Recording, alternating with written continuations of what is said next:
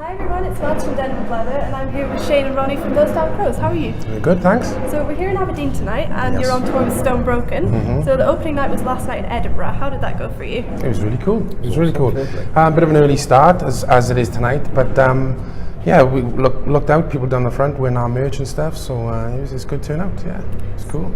So you guys had a busy year last year. How do you kind of look back on it? Yeah, it was a bit of a roller coaster. I mean, we got signed to Earache. The bigger shows we did, the momentum's really growing. We had more sort of radio play, so it's been a really, really positive. It's just building what we've always wanted to do. The more shows we did, we're getting a bigger fan base, but it's just everybody seems to be on board now, media-wise, you know, social as well. So that's put us in good stead now for 2019, you know. So what are your plans for 2019? Well, we're currently writing a new album. Got lots of songs already penned.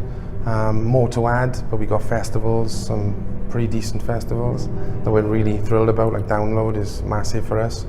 So it just proves again that, you know, we're going in the right direction, really, you know. So I'm seen as a bit odd in school because I like rock music, which is a bit weird. But No, you're not odd at all. I understand you guys kind of formed the band to start with in school. So Yeah. did you feel lucky to kind of have people that liked the same thing you did? Yeah, do you wanna? Yeah, it's like where we were from, there was a big gang of odd people. So grunge was massive, so that kind of ignited a scene. And I think that's all it takes sometimes. Like in 2000 there was like a big emo scene, and now there's a big rock scene again, like, you know, so it kind of comes round. I don't think it's ever died, but I think a lot of people in schools at the moment, they're obviously either into sport or rap, R&B.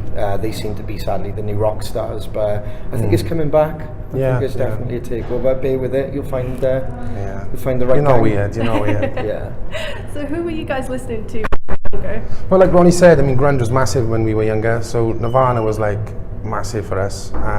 But bands too, like Green Day, you know, it's just so, and I think we apply that in our shows, you know, it's the live element. What you'll see as live, hopefully will be different to what you hear on record.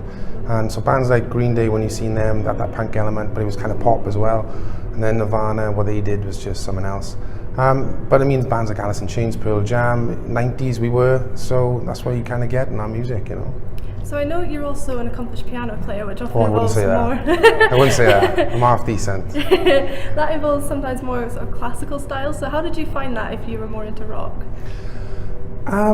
The upbringing, I guess we both had, you know. Our parents were into, it wasn't just one genre, it was everything. My dad was a massive country fan, but so all across the board, would it be rock, pop, even sort of elements of R&B, like Ronnie's dad was into the show tunes and stuff. He was a professional drummer.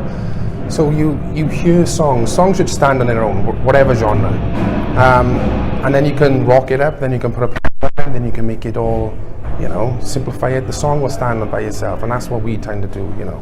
I think it depends on what you got given to you as well. We were surrounded by instruments, so we were really fortunate. So for Shane, for example, he spent a lot more time on a piano. I've always been interested in a piano, I just can't play it like he can. So we were really lucky that we were gifted with drums, keyboards, even clarinets and stuff like that. You know, so it's kind of like you make the most of what you're given, like, you know, so... Yeah. So one of your most popular songs is called Rock and Roll Ain't Dead. So why did you decide to write that song? Because it's not. It's alive and well, and it's thriving right now. But you do kind of tend to have to, like the big radio stations, Radio 1 and whatever, you know, you've got to kind of go looking for it. So like, we're really lucky at the minute. Planet Rock are really sort of gunning for us, and they're playing a lot of our stuff. So that's really great. But so unless you go to a proper station, rock station like that, you won't find rock on mainstream. So that's what it's about, really. You know, it's alive and well, and it's just got to go looking for it, sadly. Well, thank you so much for chatting. Enjoy the rest of the tour. Thank you very much. Make sure you check out Those Damn Crows and come back to Denver Bladder for more. Bye.